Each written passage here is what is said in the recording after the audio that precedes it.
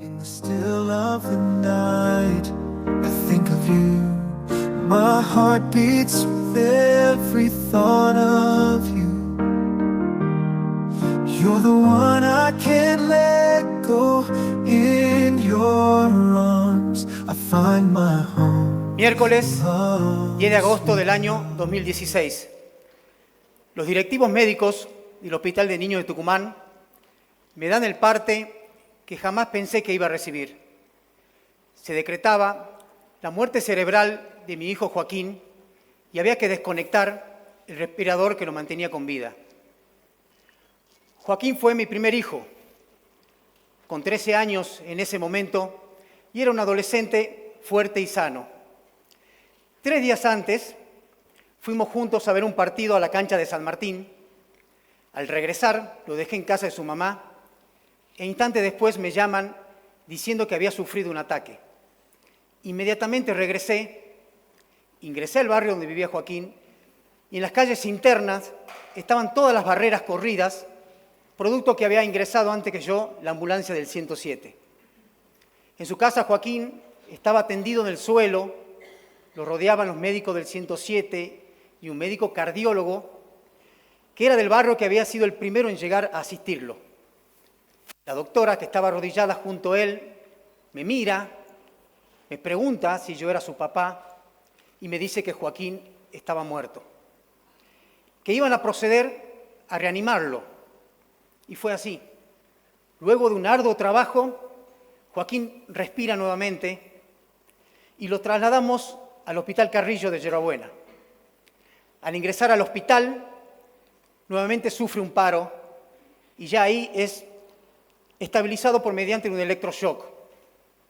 Luego finalmente lo trasladamos al Hospital de Niños de Tucumán, donde ya estaba todo listo y lo estaban esperando, y quedó internado en coma con asistencia mecánica de un respirador. Al día siguiente comenzaron los estudios porque no sabíamos qué es lo que le había pasado a Joaquín. El primer electro que le realizan el día lunes da normal y el segundo electro, gracias a Dios, muestra una arritmia.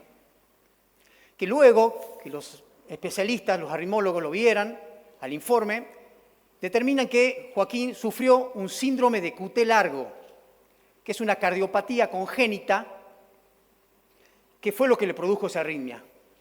Y dije gracias a Dios, porque lo pudo mostrar, pudimos saber qué es lo que le pasó, y luego, tiempo después, todo el árbol genealógico nos hicimos los estudios, ya que era hereditario, y se detectó que nació en su mamá y su hermano menor también lo tenían en menor escala, y hoy en día están bajo tratamiento y fuera de peligro. 3 días estuvo en coma Joaquín.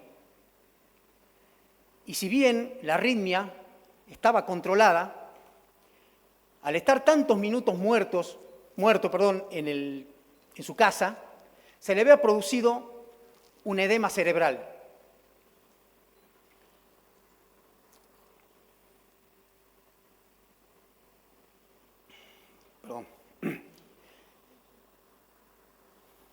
Y ya habíamos conseguido trasladarlo a un prestigioso instituto de neurología de Buenos Aires. Pero ese miércoles, 10 de agosto del año 2016, al llegar con las valijas al Hospital de Niños para trasladarlo a Buenos Aires, la médica de sala que nos recibe nos da un pronóstico poco alentador. Luego los directivos médicos nos dan el informe que esa edema cerebral estaba en la base del cerebro.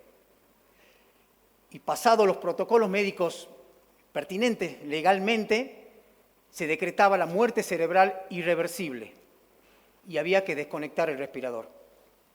Y así lo hicieron. Se desconectó el respirador, le sacaron el respirador. Con su mamá nos quedamos junto a él hasta que dejó de respirar y luego su golpeado corazón dejó de latir. En ese momento sentí que el dolor había llegado a mi vida. Y llegó por medio de un duelo, que son esos duelos que no tenemos en la lista de espera de los que pensamos sufrir en vida antes de partir. Luego ingresamos a una sala, a un consultorio,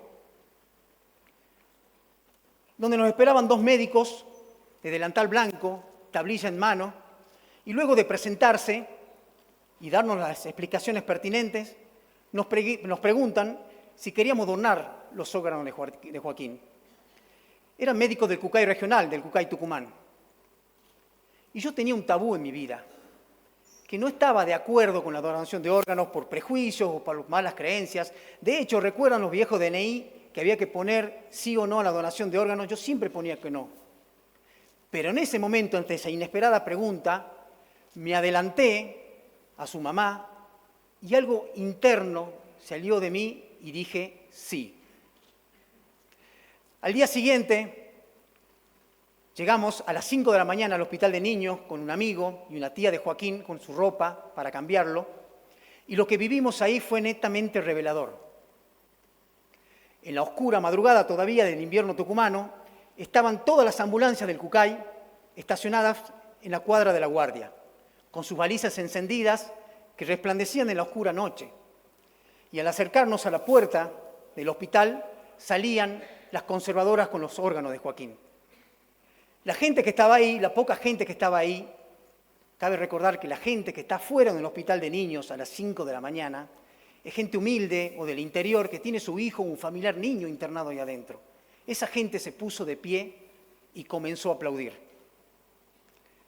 Si yo me demoraba 1 minuto más en mi casa al salir, o algún semáforo que a esa hora estaban intermitentes hubiera estado funcionando, yo no hubiera vivido ese momento. A media mañana, en el velorio, mi hermana médica pediatra, que vive en Capital Federal y que obviamente estaba conmigo en ese momento, recibe una llamada de una colega que trabajaba en el Hospital Garrahan de Buenos Aires. Esa doctora, emocionada, le comenta que durante la mañana los únicos órganos que habían ingresado al Garrahan provenían de un niño de Tucumán y que ya estaban todos trasplantados y funcionando. Esta es la carta que uno recibe del CUCAI con los órganos donados, en este caso de Joaquín. Y cabe recordar que por una ley, la 27447, la luego llamada Ley Justina, uno, salvo que sea voluntariamente, no puede saber la identidad de las personas que reciben los órganos. Algo a lo cual yo adhiero, porque es un acto de amor que alguien reciba sin esperar nada a cambio. Para mí, Joaquín, mi hijo, fue un superhéroe. Primero porque revivió 2 veces a la muerte para mostrar su afección y de esa manera, en cierto modo, salvar a su mamá y a su hermano. Mi hijo es un superhéroe porque por medio de la donación de sus órganos salvó muchas vidas y le dio calidad de vidas a otras. Y sobre todo, mi hijo es un superhéroe porque me salvó a mí. Y me demostró que a pesar del dolor, uno puede ver la vida de otra manera. Y yo dije sí a la donación de órganos. Y fue un sí que era un no. Y fue un sí que en ese contexto me permitió dar respuestas a preguntas que jamás pensé que me la iba a hacer. ¿Por qué? ¿Por qué a mí? ¿Y para qué?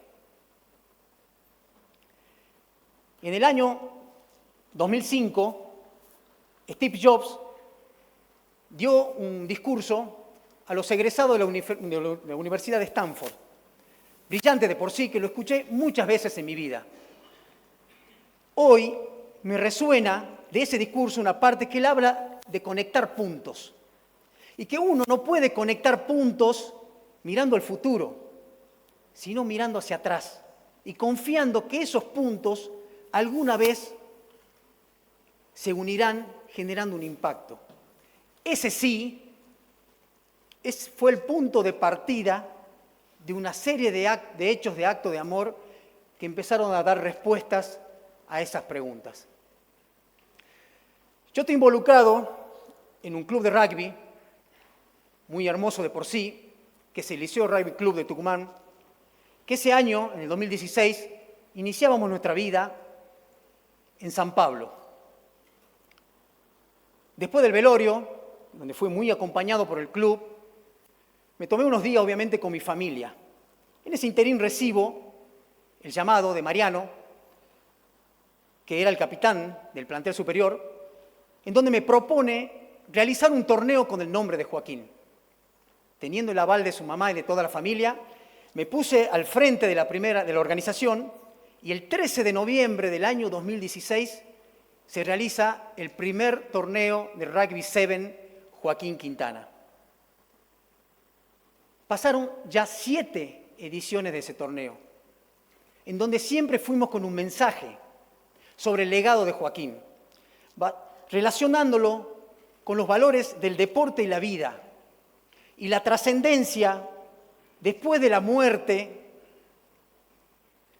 que da sentido a la vida por medio de la donación de órganos. Es por eso que ese torneo, con el correr del tiempo, recibió el eslogan de el 7 del corazón. Y tuvo un crecimiento superlativo.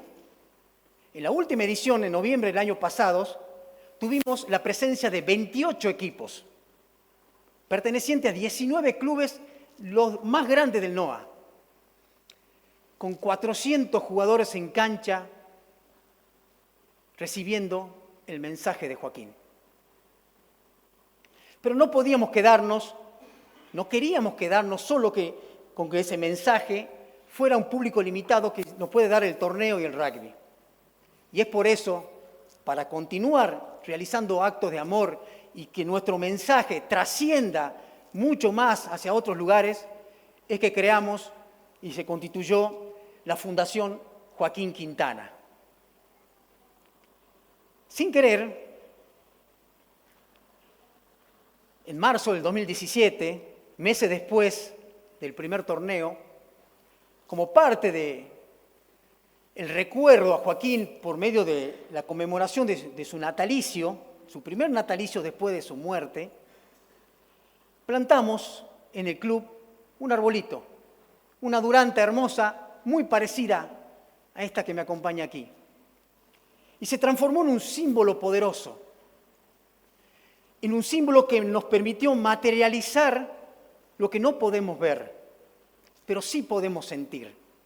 Y así nace el arbolito de Joaquín, que en todos estos años demostró que así como el árbol crece y se renueva, la donación de órganos renueva la vida de quienes la reciben. A partir de ese sí, cambió mi vida.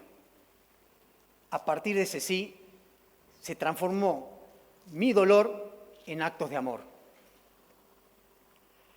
Esa imagen que ven ahí es una hermosa actividad que realizamos al final de cada torneo. Todos juntos, jugadores, árbitros, público en general, reunidos y abrazados alrededor de la cancha, como puntos que se van conectando y transmitiendo ese acto de amor. Es una especie de hurra que se llama la rasca. Y es una vieja tradición liceísta de los liceos militares que nuestro club la adoptó, ya que la mayoría de quienes fundamos el Liceo Rugby Club somos egresados del Liceo Militar de acá de Tucumán. La rasca es una especie de hurra, como le decía, que quien la comanda grita palabras sin sentido a nuestro lenguaje, pero tiene un gran sentido del corazón para quienes la estamos realizando.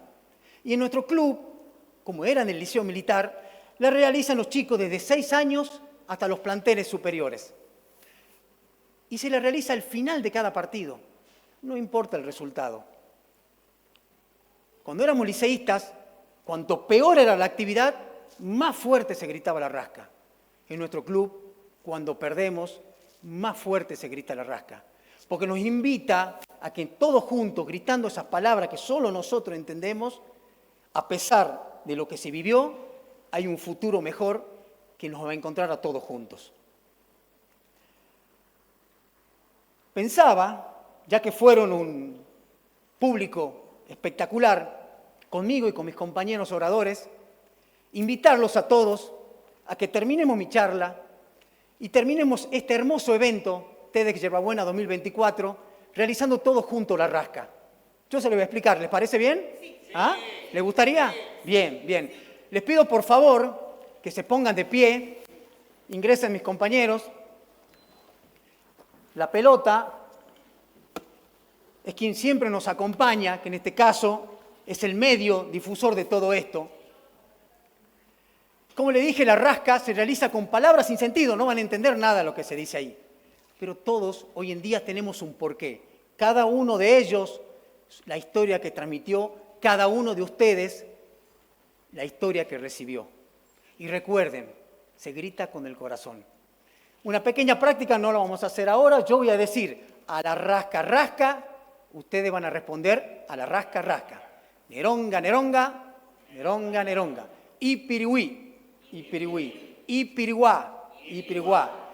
En este caso vamos a hacer en conmemoración de Joaquín, quien nos está acompañando seguramente en este momento y nos invita a hacer todo esto. Yo voy a decir por Joaquín, ipip, ra. Ipip, ra. Y por último, ipip, ra, ra, ra. ¿Les parece? Les pido por favor que nos abracemos todos sin romper la línea, como los Pumas, que el que esté al lado sienta el abrazo. Vamos a gritarla sin vergüenza, que se escuche hasta el cielo, y también para que quede en nuestro corazón, para que cuando lleguemos a nuestras casas, abracemos a nuestra familia y los invitemos a continuar realizando actos de amor y de todo lo que esta maravillosa tarde nos llevamos. ¿Sí? ¿Vamos? Sin vergüenza. Y recuerdo, no se grita con la voz, se grita con el corazón.